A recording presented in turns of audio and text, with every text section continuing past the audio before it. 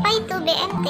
Baitul Mal wa Tamwil atau disebut dengan BMT adalah lembaga keuangan mikro yang dioperasikan dengan prinsip bagi hasil, menumbuh kembangkan bisnis usaha mikro dan kecil, dalam rangka mengangkat derajat dan martabat serta membela kepentingan kaum fakir miskin, yang beroperasi sesuai dengan prinsip-prinsip syariah Islam yang tata cara beroperasinya mengacu kepada ketentuan-ketentuan Al-Quran dan hadis.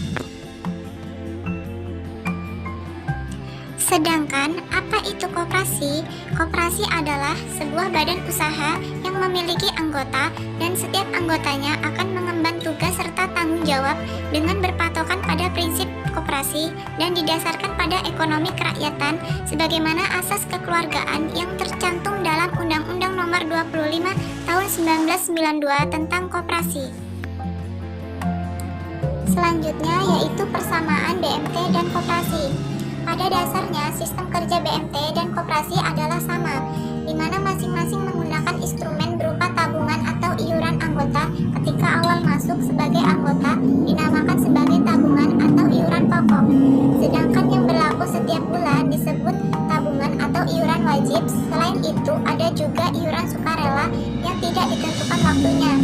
Tabungan atau iuran tersebut tidak lain ialah sumber dana bagi BMT ataupun koperasi. Selain dari anggota, baik BMT atau koperasi juga menerima dana dari pihak lain selain anggota yang ingin menginvestasikan dananya baik dari pihak swasta maupun negara.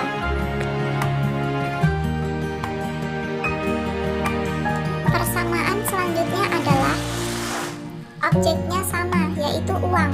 Secara teknis hampir sama. Yang membedakan adalah sistem mengambil keuntungannya, di mana koperasi memakai sistem bunga, sedangkan BMT memakai bagi hasil.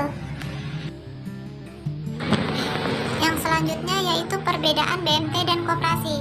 Dilihat dari sumber hukum BMT dan koperasi berbeda.